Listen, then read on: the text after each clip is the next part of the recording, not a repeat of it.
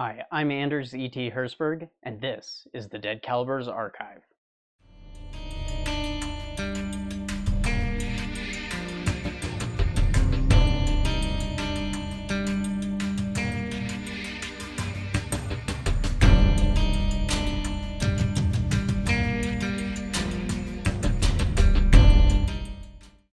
So today we're going to be diving into something of a unusual cartridge, and we're going to be using it as something of a starting off point for talking about the history of this rather odd design and how it keeps coming back despite its issues and problems. Now, some of you might know, might have an idea or might kind of know what I'm talking about already. However, the specific cartridge that I'm thinking of that starts off today's particular topic is a rather odd loading by Remington, the 357 Magnum Multiball cartridge. Now, of course, I can't do this for nothing, so this video is sponsored by my agency, Cap and Ball Digital Strategies. We are a two-way focused digital marketing agency, helping FFLs and others in the Second Amendment community with local as well as national digital marketing campaigns. For decades, we've specialized in putting our clients in the spotlight online and putting money in their pockets. Now we're bringing that expertise to the two-way community, one that for too long has been neglected and abused by big tech. We regularly offer free resources to FFLs and others in the 2A community so that they can help market themselves online.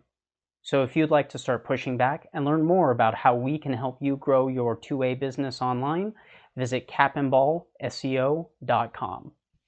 Now, what's strange about the 357 Magnum Multiball cartridge is not the fact that it was a tried and failed idea for a more effective handgun ammunition.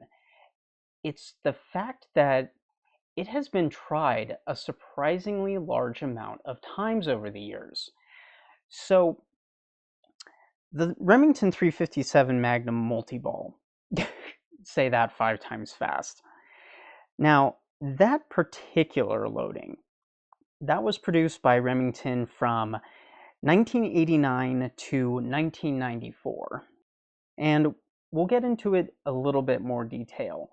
But before we go back to the late 80s and early 90s, I actually want to pull us back a bit further. I want to go back all the way to 1879. Now, on June 4th, 1879, the U.S. Army actually tested an experimental multi-ball loading. Now, you should be seeing the images here on screen. What you're looking at is a triplex multi-projectile cartridge.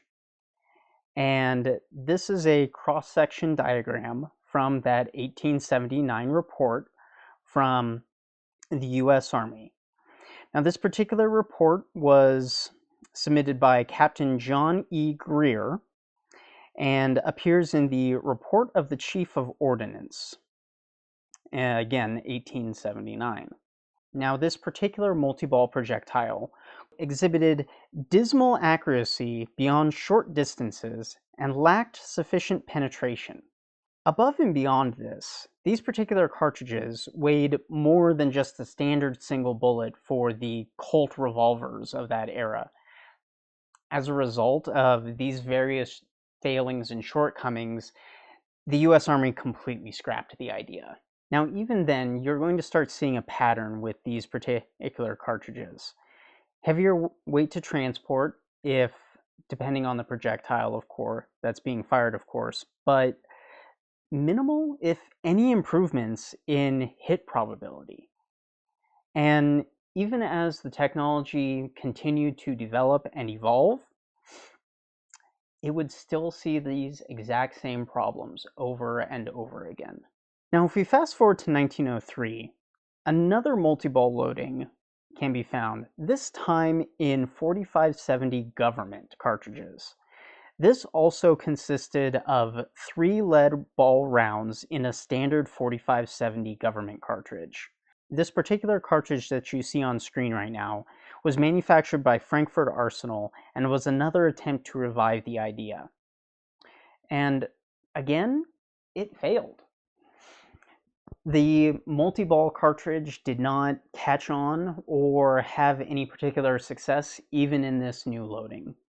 Now we can fast forward somewhat to the 1950s, and that's at which point we arrive at programs like the Salvo 2, and the Spew project.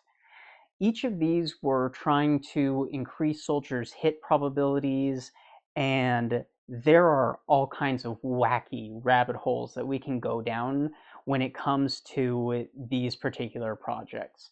This whole era is basically categorized by let's see if we can make that work kind of ideas, and taxpayer money just being thrown at it, whether or not it worked in the end.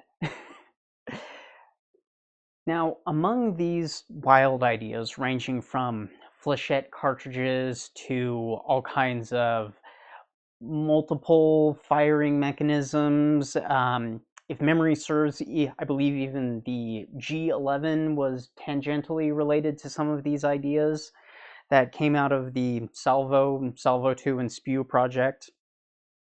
There was a 22-06 duplex cartridge, and Ian McCollum, Gun Jesus himself, actually did a video on the rifle that was retrofitted to chamber and fire these particular rounds. You should see on screen right now an image from his particular video showing those duplex rounds. Now, beyond this, there are also, however, I have been not able to find good evidence for this, rumors of both triplex and potentially even quadplex rounds. I'm not entirely sure how those were supposed to work in a limited case. Perhaps they were somewhat different calibers, but if you look at the image of the duplex round, the 22-06 that you see there, if you start to look at it, my more reloading focused or engineering focused viewers might already see what the issue is here with this particular projectile. Because you're eating up so much more case space, you have less room for the powder, and you have more weight for that powder to be pushing. So if you're keeping the loading of the powder roughly the same as what it would be, then you end up putting only half, roughly, of course I'm not an engineer, but you're talking about half the energy roughly is going to go to one bullet, and the other half is going to be going to the other bullet, instead of all of the energy being used to push a single projectile down the barrel. Now, the premise behind these particular cartridges was that they would increase the hit probability by up to 65%. Now, on paper, that seems good.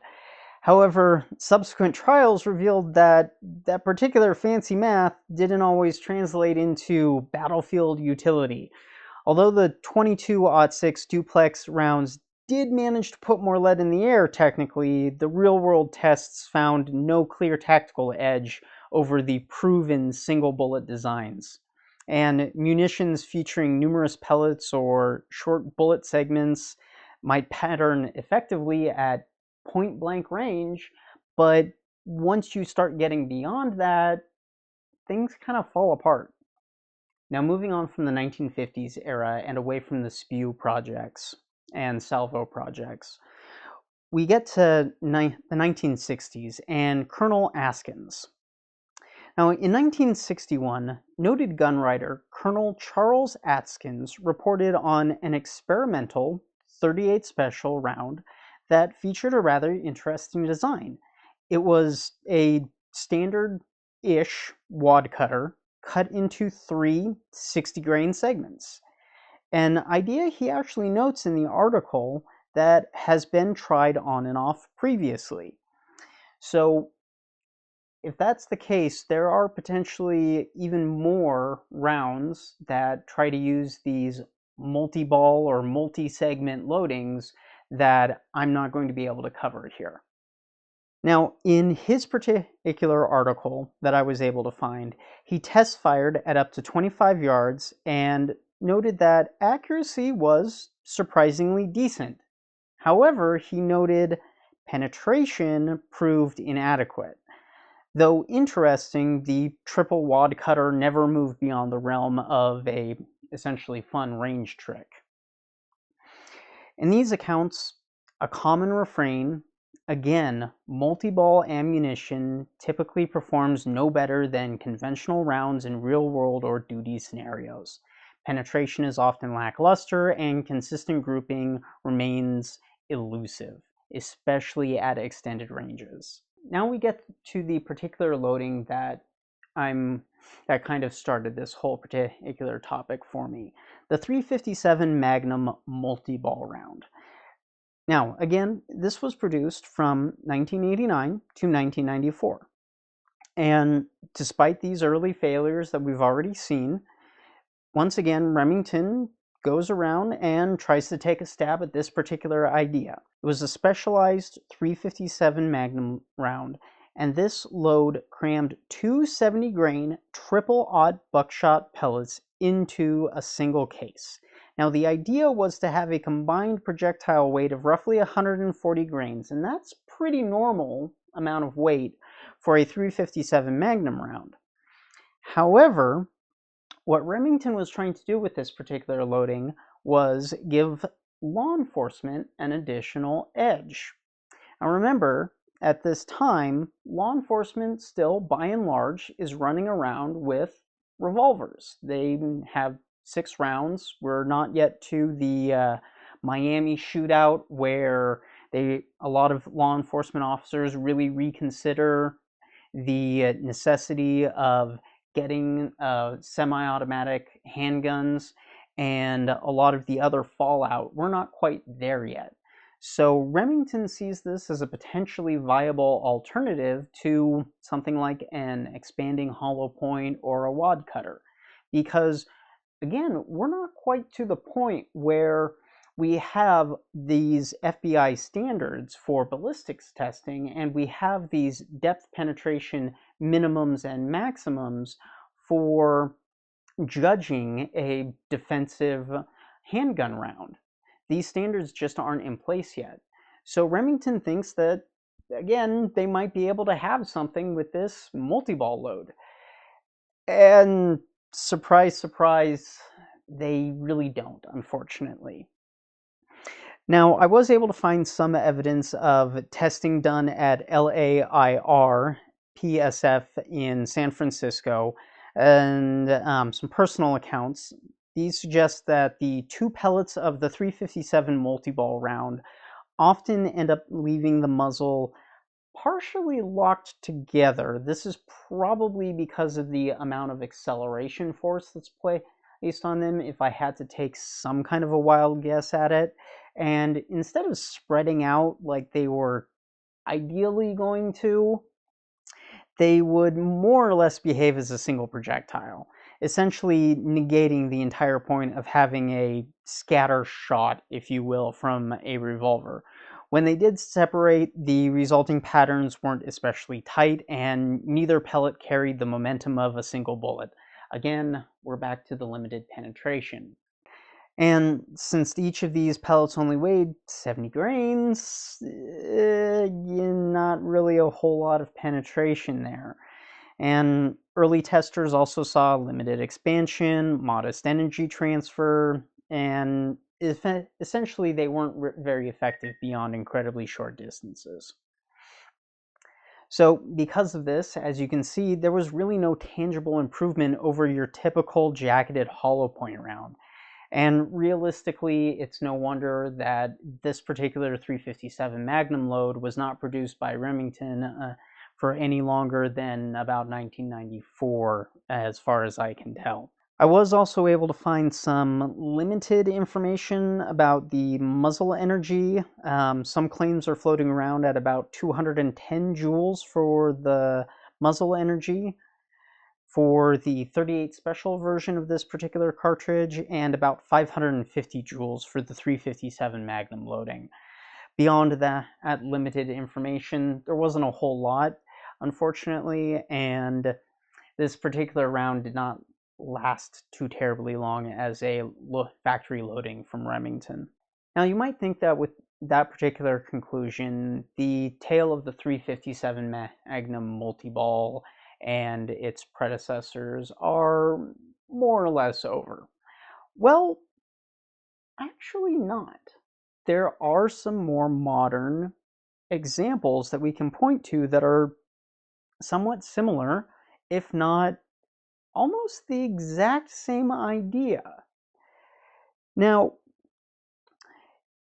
if you're not familiar, double tap ammunition actually still has the equalizer line. This is an interesting take on the defensive hollow point, and it tries to do the same thing as what we've discussed previously.